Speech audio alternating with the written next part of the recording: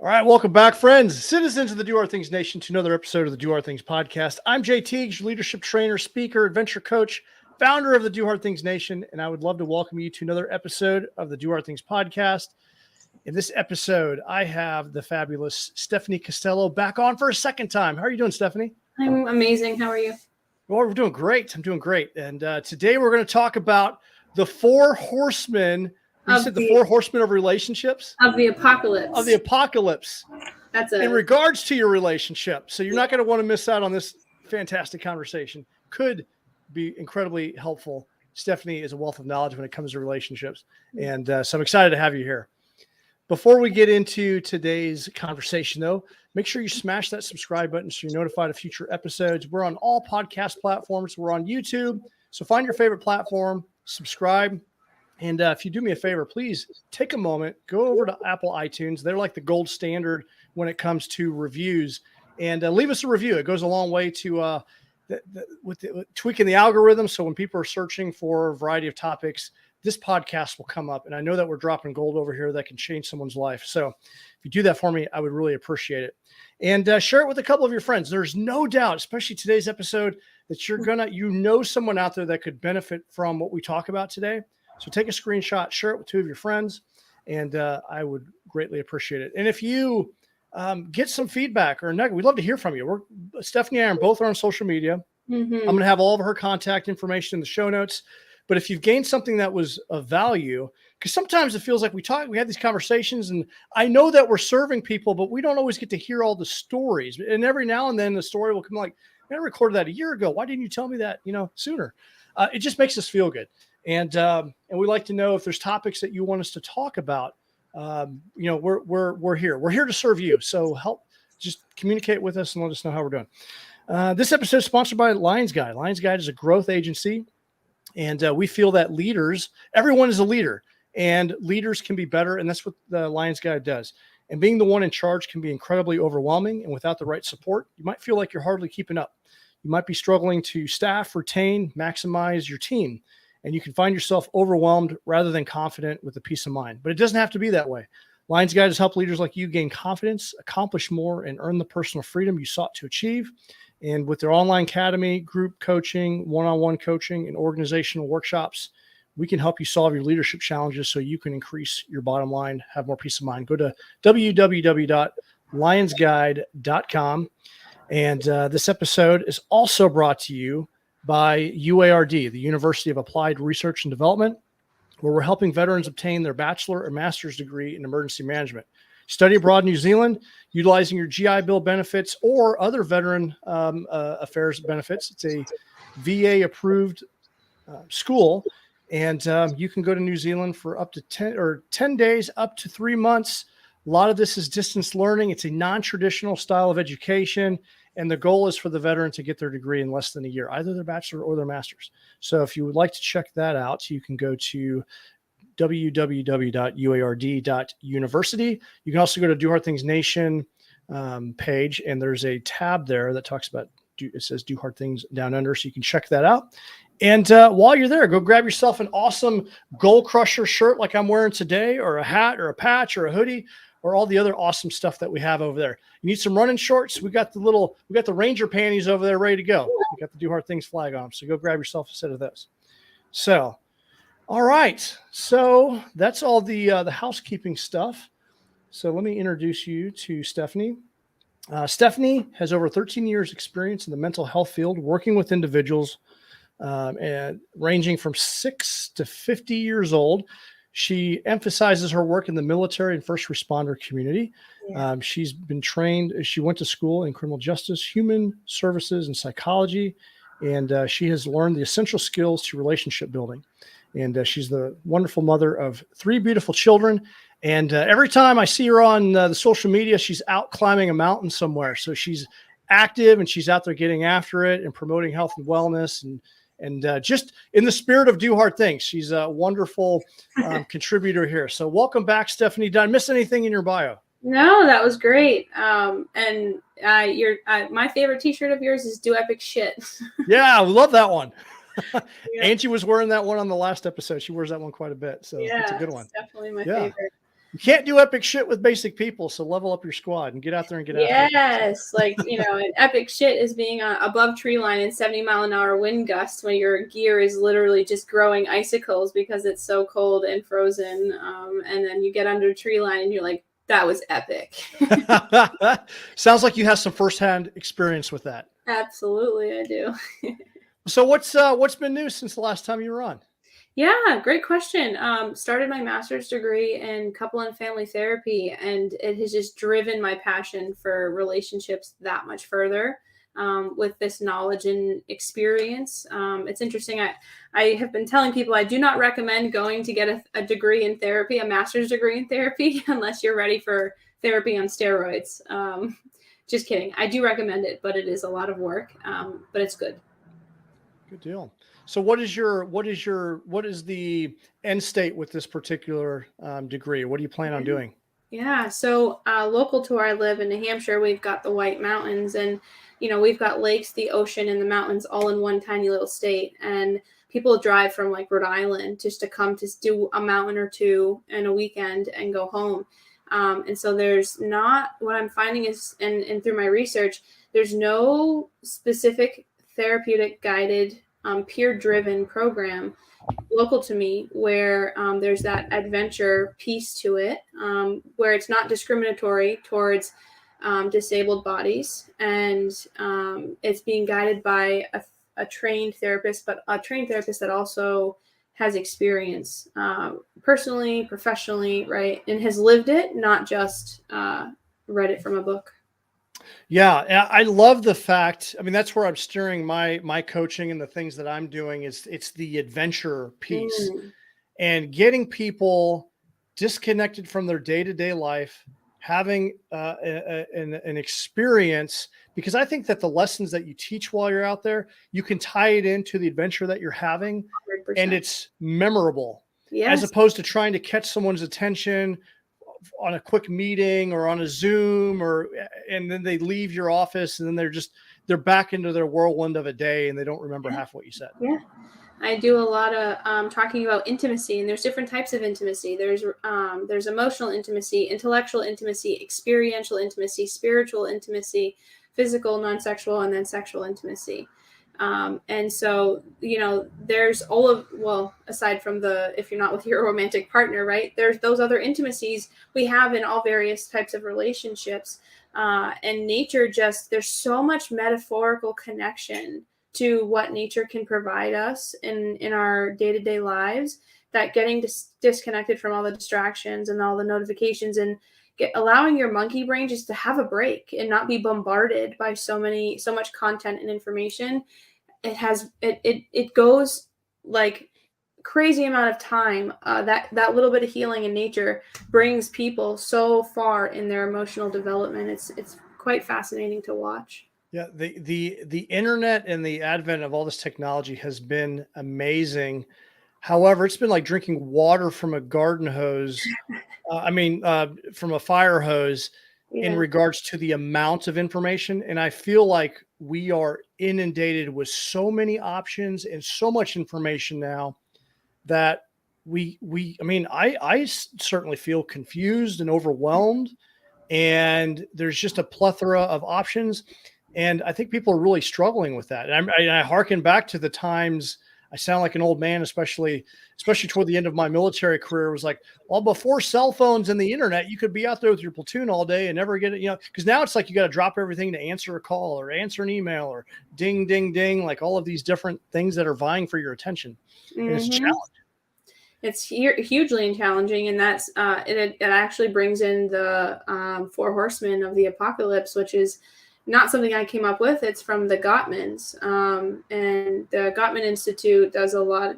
Their foundation of their work is from research, and the 4 Horsemen are criticism, contempt, defensiveness, and stonewalling. And how that connects is because when one of the humans in a relationship are so overwhelmed by all of their perceived responsibilities that society is just feeding them subconscious messages all day long between TV and movies and ads and music and all the things that we're ingesting, it creates that disconnect from self and being in the body, and particularly in the military, in the veterans community, the training you go through teaches you how to disconnect from your humanity. In order to do your job, you have to. And so there's that other piece around not just what we're bombarded from by civilian world, but also our skill set of training, and what that looks like. Yeah, I just read a quote, and I actually typed this out this morning as I was sitting there drinking my coffee and just like doing some just meditation. But Right. to be rooted is perhaps the most important yet unrecognized need for the soul. Mm-hmm. And as I read that, it means just to really slow down and calm down. And that calm of peace, it slows your mind down, but it also enhances your relationships, because I think that gosh, as I've had conversations and even in my own relationship, like there are times where we're just kind of go.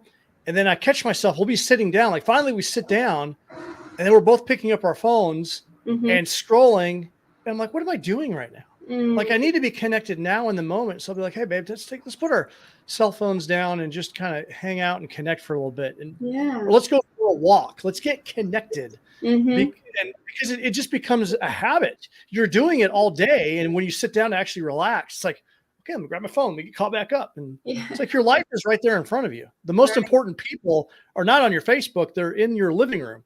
Same with my kids. Yeah, the Gottmans talk, they also found in their research that 5 to 1, 5 positive or 10 positive to 1 negative. 5 is good, but 10 is great, right? 10 means you're going to succeed that much more in your relationship long term. And they even have done enough research to figure out, based off of the interaction patterns in the relationship, what kind of diseases you're going to have, how sick you're going to be when you're about to, they can prove based off of your interaction patterns that you're going to be ill later on in your life if you continue with those interaction patterns, and up to 90% accuracy in their research, which is crazy to think about from my perspective. And so that's one of my passions is to help people figure out, okay, when I'm talking to the person that I say I love, am I blaming and shaming and guilting? And that's another way of saying, am I stonewalling them? Am I holding up a wall and preventing them from allowing their feelings or whatever they're needing into the situation? Am I just, you can do that through words or through silence. Contempt, am I holding them in contempt, right? You did this and you're the problem, and like holding them there. Is that the scorekeeping bit? Yeah. Criticism, we all know that one. It's easy, but I have a hard time with that one because I don't think criticism is a bad thing. It's how you deliver the criticism is really important. Yeah. You could have picked that parking spot instead of this one. Like that's a type of criticism that is unnecessary. And then defensiveness. That's another very easy manipulative tactic around, you're going to tell me you're upset, so I'm just going to get defensive because of your upsetness, right? Like I'm upset because you're upset, but my upset is more important than yours. And that really breaks down. Those are there's a lot of micro doses of betrayals that just are little tiny cuts that are very gently bleeding that turn into these major wounds when they're not nurtured properly. Yes, these wounds fester. Yes. One bit of advice that I had heard from someone that was married for like 50 years was like, never go to bed mad, because every time you do, it's like a little cut. And when you go to bed, it's like scarring over, and that cut gets deeper and deeper. It doesn't fully heal. And eventually it festers into something bigger. So always hash out your differences and get it dealt with before you go to sleep at night. Don't let that stuff linger, because that's how you go from like that ratio, right? You get out of balance, because how do two people fall madly in love where you can't you're in that like puppy love. You can't stop thinking about the other person, to divorce, hating each other, doing the child handoff in a parking lot with police officers. It happens to people. Yeah. How does that happen? It doesn't happen overnight. No, it doesn't. And I definitely can appreciate the sentiment behind not going to bed mad. So that piece is important. Don't go to bed mad, but don't expect the situation to be solved before going to bed. Right? Those are two different things. Yeah. The rupture and repair process is just part of life. it could be a plethora of things, stress transitions in life, empty nesting or having a baby or buying, like there's so many transitions in life that are major and place a lot of stress on relationships. And so if the couple or the individuals in the couple are stressed out for various reasons, that's fine. Be stressed out, have your stress, be angry, be whatever, grief, whatever you need to experience, but still have that opportunity for a basic level of repair and connection. The Gottmans also call it a bid for connection. So at night, it's, listen, I know we're both in our silent treatment right now. We're taking space, whatever words you want to use. I just want a hug so that we can go to bed knowing that we still love each other and that it's going to be okay. And we can continue this process in the morning. But the problem is we're so addicted to those 4 horsemen of the apocalypse, because at least I'm getting some variation of attention, right? Like I'd rather bad attention is better than no attention. That's what we're taught as a society. And so don't go to bed angry. Well, I love that. Just acknowledging like, hey, this isn't over. We're going to fight again. No, we're going to pick this up. We're going to pick this up round 2 tomorrow, but I still love you. Yeah, exactly. Well, I think that's important. I think that's really important, because I have recalled being pissed off, and I've probably rolled over before and like, you know what? I got nothing for you. But what is that? It's ego. It's our old frustration. It's just a bad habit. It's not but it's just how your emotions take over. You don't make the best decisions when you're emotional. Exactly. Yeah. And I think taking that pause and be like, hey, you know what? We're gonna continue this conversation tomorrow, but I love you. And, exactly. I think that's important. That's where you maintain the ratio, right? Mm-hmm. That's a good bid for connection, even in the midst of. I like to translate it to how the military or veteran population would be able to correlate to their work and to their training. You're not, like, if you're pissed off at your battle buddy in the foxhole, you're not going to kick him out of the bed, right? Yeah. Like, you still need him, and partners are the same way. You still. Oh, I love that. Yeah. No, and so let's talk about this ratio a bit, because and how, if we're on the right track, how do we maintain it? But what if our ratio is off? How do we get back on the right track? Starts the conversation, and both parties have to want to be on the right track, right? Like if you're going at your whatever battle it is, and your battle buddy is like got a different idea, well, that's not going to work, because that you're just splitting the team there. And when you split the team, lives are at stake. And so you want to think about that. Like your relationship's life is at stake when you split the team. I love the analogy about being the foxhole, because you can be pissed off. And I've been pissed off at my teammates before, but at the end of the day, you need them. And if someone were to pick on it's saying like when you go to the bar, right? You can all be giving each other crap. You might be pissed off at one of your drinking buddies that you work with. But you roll up in a bar, and we'll give each other grief and roast each other and pick on each other. But if someone picks with the group, like the group, stays together. Yeah. It's the same with your relationship. Yeah. You need to have that same mindset. So I love that. Yeah. I'll tell Lacey that today. So the other thing, right. Go ahead.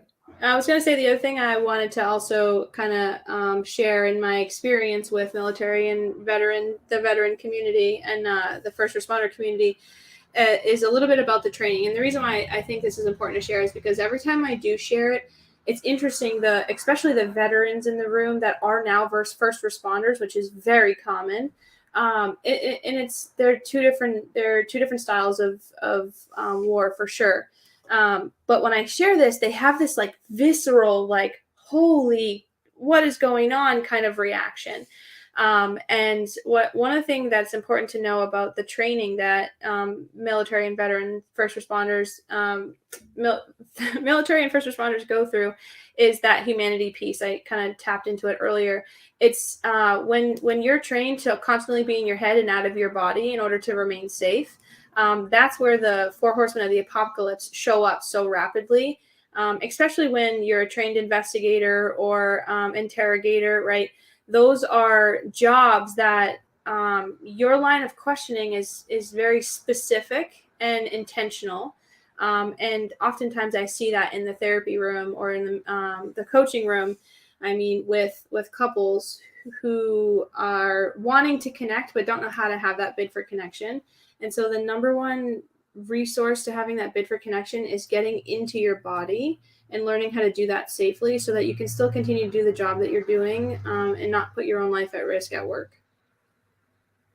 I found a little PDF here. If you don't mind, I'm going to share my screen. So if those are watching YouTube, because I think this is fascinating. I had not heard this term before, the 4 horsemen.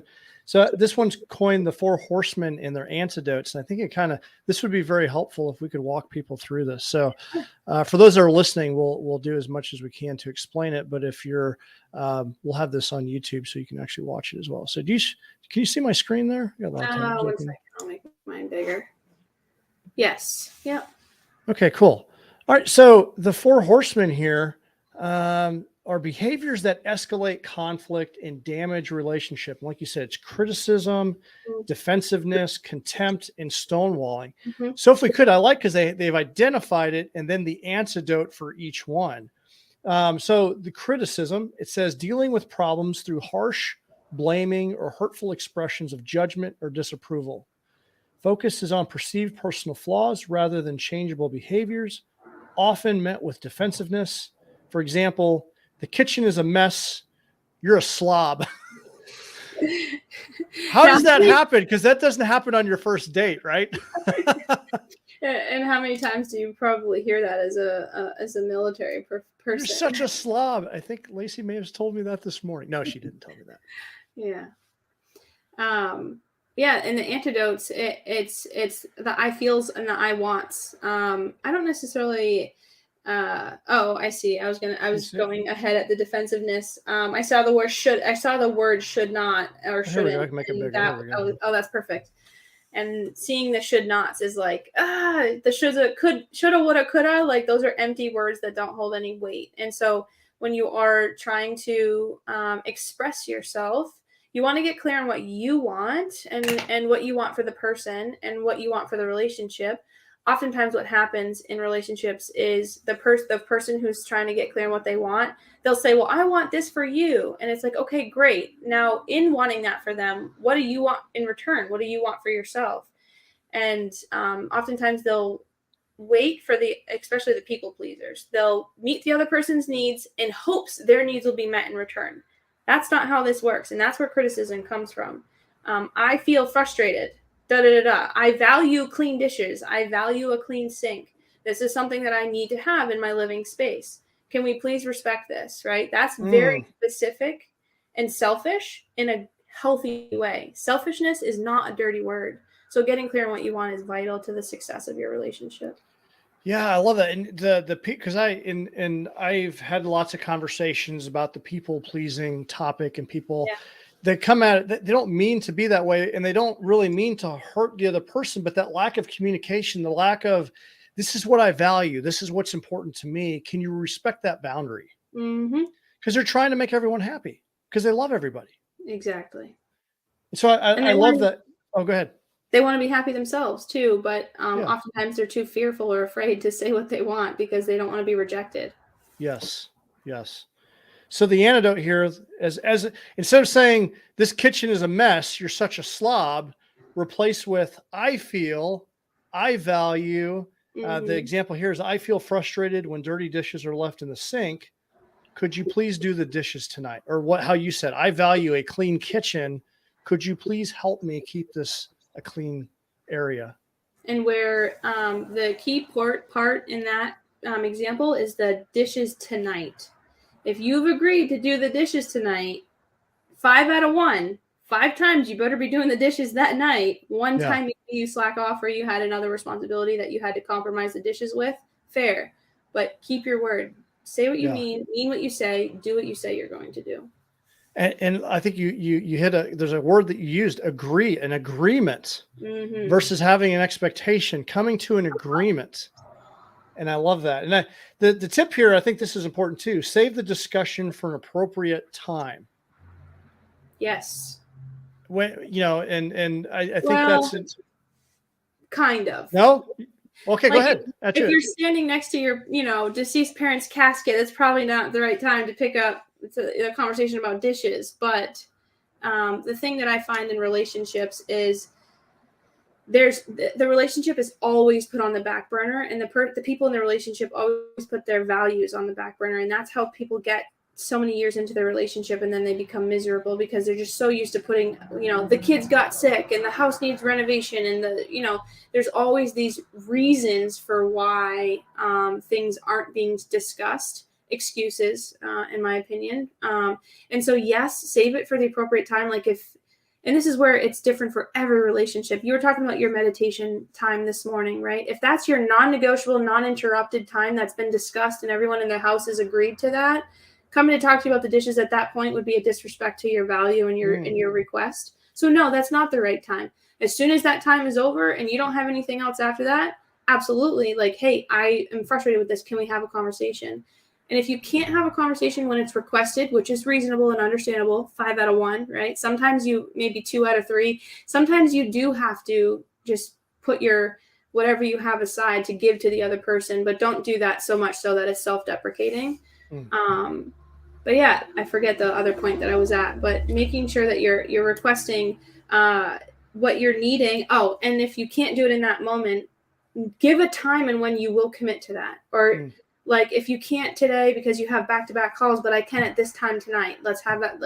That's our non-negotiable, non-interrupted time that nothing else is a priority but that conversation. And people don't give that same value, one, to themselves and to the efficacy of their long-term relationship.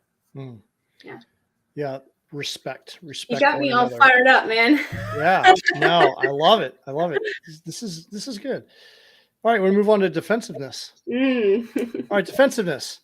Deflecting responsibility for your own mistakes and behaviors or refusing to accept feedback. Could be some ego there. Making excuses for your behavior, shifting blame to your partner. An example is, it isn't my fault I yelled. You were late, not me. You made me do it. Yeah. Yeah. And so the antidote for that is to take responsibility. Own up to your behavior without blaming other people. Don't take it personal. Don't take the feedback personally. Use feedback as an opportunity to improve. Show remorse and apologize. And the example is, I shouldn't have raised my voice. I'm sorry. So I have a pickle with the words "I'm sorry." In my house, we say, "Don't be sorry, be different." Oh, I like that better. Yeah. Yeah. Maybe it's a bit militant and a bit harsh for, be better. Don't do your best. Do my best. A 9-year-old and a 6-year-old and a 4-year-old, but it is what it is. There's certain things you can only repeat things so many times, and children are developing. So, try not to judge me as a mom, but I'm totally patient with my children. But after 3, I'm a 3 strikes you're out kind of person, mom. I count down 3, 2. By the time I get to 1, you're asked to be taking action, or I'm going to take it for you, kind of thing. Yeah. And if you take a little bit of action, I'll give you another chance to kind of 3, 2, 1, okay, a little bit of action. But by that 3rd time of saying 3, 2, 1, that's it. I'm calling all bets off. You're going to do what I'm telling you to do. And I've given you ample opportunity. I've given you ample choice. And so it's important that if in relationships, if someone has consistently asked and their need or their value is not being respected or provided, it's important that you stop saying I'm sorry and you start being different. You both deserve to be respected. So. Yeah. No, I can. Yeah. You can only be sorry for so long, yes. Especially if it's the same mistake over and over again. You got to change. You got to change the behavior. No, 100%. Anything else on defensiveness? No, that's a good one. Okay. Pretty well on point there. All right. The 3rd horseman of the apocalypse is contempt, showing anger, disgust, or hostility toward your partner, using put downs or insults, acting superior to your partner, using a mocking or sarcastic tone. There's no example here, but I do recall just people doing this. It's bad when this happens in front of your friends, when it becomes comfortable enough to do it in public. And I've seen couples that do this, and it's so cringy. So yeah, I mean, just basically just putting your partner down. I was just kidding. Is the example. Yeah. You start changing the tone of your voice. Oh, it's like nails on chalkboard. Yeah. And nobody wants to be held in contempt, right? If you have something to say, the thing is usually the contempt comes from where people don't feel their relationship is safe enough to say what they really mean and mean what they really say, because they're afraid of the backlash that might come from it. And so if you find yourself experiencing contempt or being the person who's holding your partner in contempt, it's really time to do a lot of self-discovery there, because if it's so unsettling, this is where the ratios of health and chronic conditions and all that other stuff from the Gottman research, 90% accuracy. Contempt is really one of the bigger ones, and that's why there's no examples, is because it's such a subtle but hugely impactful microdose of betrayal when it happens. A microdose of betrayal. Mm-hmm. Yes. Showing anger, disgust, or hostility. I mean, it's just a negative action. It's just not, it's Right. definitely in the wrong category. Yeah. So the antidote to that is share fondness and admiration, foster a healthy relationship by regularly showing each other respect and appreciation, show affection, recognize your partner's strengths, give compliments. If There's someone's nothing- listening, oh, go ahead. No, please. You say if someone's listening to this and they are in the position where their partner's putting them down consistently, how do they right the ship on this? How do they, what, I know it's pretty vague because I mean, every situation is probably different, but if that ratio is out of control and the contempt is out of control, what would you recommend they do? A serious look into self. And I change my whole being with that, because it's not easy. We can talk about this stuff and be like, wow, look at this. But when it comes to actually taking action, it's really hard. When you decide to change an agreement in a relationship that the agreements aren't being respected in the first place, that little bit of change could result in separation, could result in losing everything you've worked so hard to build, like your home and your family dynamic. And rattling that foundation of your life is not an easy decision, and it's one that is constantly contemplated, being held in contempt, right? And so if you're in contemplation about those things and you're constantly thinking about ways to get out of your foxhole, essentially, because you want to retreat, then it's time to talk to somebody. It's time to get the right helper to help you figure out what it is that's happening for you, and then the rest will work itself out eventually. Yeah, because I unfortunately I have seen this all too many times, and it's hard. It's like you didn't get there overnight, and it's hard to rewrite the ship when it gets out of hand. When it gets to a certain point. And I think you're right. People are stubborn about getting help. I don't want to see a counselor. I don't want people knowing our business. The military population, but the military teaches you that, like, our emotions are weakness, and that's something that people like me fight so hard to help others who have that training to see that their emotions are actually their strength. Emotions are your strength. Absolutely. All right, here's the fourth horseman. Yes. Stonewalling. I'm going to admit, this is one I do it, and I got to catch myself. Lacey be like, yeah, this is the one. This is the horseman that creeps in our household from time to time. She calls me out on it. I got to and I'm trying to be better at it. But emotionally withdrawing, shutting down, or going silent. I will go silent. I'll just be like, you know what? I'm just going to be in myself. It's often a response to feeling overwhelmed, used to avoid difficult discussions or problems, and underlying problems that are left unresolved. All of these things. And if I look back at my life, I really attribute it to my my growing up. Like, you couldn't really speak your mind or have an opinion or anything like that. And, it's a hard habit to break. I feel like that was ingrained in me at a very early age. Your nervous system, it's a nervous system habit to break. It's not even just like it's not as simple as just make different decisions. Your nervous system was trained to retreat into self. And so when your brain is perceiving that situation from your perceived safety net, your relationship, your brain is like, you're going to be eaten by a saber-toothed lion, like hide. And for you to try to override that subconscious brain is not always possible. And so there's a reason why there's a 5-to-1 or 10-to-1 ratio, because there are times where you are going to fail. So expect to fail.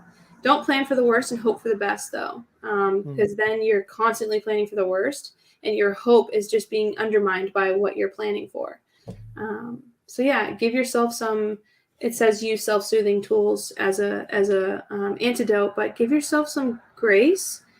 If there's anything you can say when you're feeling like you're overwhelmed and trying to avoid, just say, I'm overwhelmed, right? I'm frustrated, or I'm struggling, or whatever word comes to mind. And the next one is, I need space for a few minutes. And yeah, and so articulate that as opposed to just going silent, right? Like, I'm taking some space. This is why. Bear with me. I'll be tune in. I'll be back later, but I need to check out, as opposed to just disappearing, right? Right. Yeah. So the antidote here is use self-soothing, use relaxation techniques to calm down, stay present with your partner, agree to pause the conversation, use deep breathing, use progressive muscle relaxation, PMR. So I think the key to this is give yourself grace, communicate what's going on with your partner. This last piece though is important. It's getting back into your body, and so it's important for your population, the veteran and the military and the first responder community to know. It's important for them to know that, again, your training tells you to not be in your body, because in your body means that you're feeling your feels and you might not be able to do your job. And so in your relationship, practicing how to get into your body is really, really important, because then you're able to intuitively listen and not defend with your fight or flight responses. No, good points. Good points. Well, so those are the four horsemen of the apocalypse. Is there anything that we need to add to this? Or are we missing anything? I think to end on a positive, the sound relationship house is a decent little structure, or like, what is it that you get when you get called to duty, that your instructions for battle, what is that called? Like the order, like your orders. Order? Yeah, when you get your orders, right? So the sound order? relationship house is basically your relationship orders. And it has two strong walls, trust and commitment, and then it's got various steps in the relationship house. That is something you would go through with a trained clinician. It's good information, but it's not something you're able to do just kind of nilly-willy, because there's a lot of information that's involved in the gathering process, and there's the discovery with somebody who is a non-biased opinion. And that's the important thing about therapy. Peers are great, right? Peers are hugely important, but in therapy, therapists are trained to not be emotionally invested in the situation if they're doing their job correctly. Just putting that caveat out there. And so they're not designed there to take sides or anything like that, right? When I'm in the room with couples and I'm working on this, I don't care what your agreements are. I mean, I care, obviously, but I'm not imposing what I think your agreements should be out of biased opinion, because I care so much about you, like a sibling would or a best friend would. They want the best for you, and so they're defending you, what they think you should have. Where a therapist is like, what do you want? And let's develop what that is, so you can build your sound relationship house efficiently and effectively, so that it works for you, versus living a life that society told you had to. Is this the house here, or the one that I got pulled up here on the screen? So create shared meaning, make life dreams come true, manage conflict, a positive perspective, turn towards, share fondness and admiration, build love maps. Yeah, like you said, this sounds like this could be numerous episodes 6 months if we want to to break year. this thing down. Yeah, but I'd never heard this concept before, so I appreciate you. You're welcome. And each steps are specifically put there in order on purpose.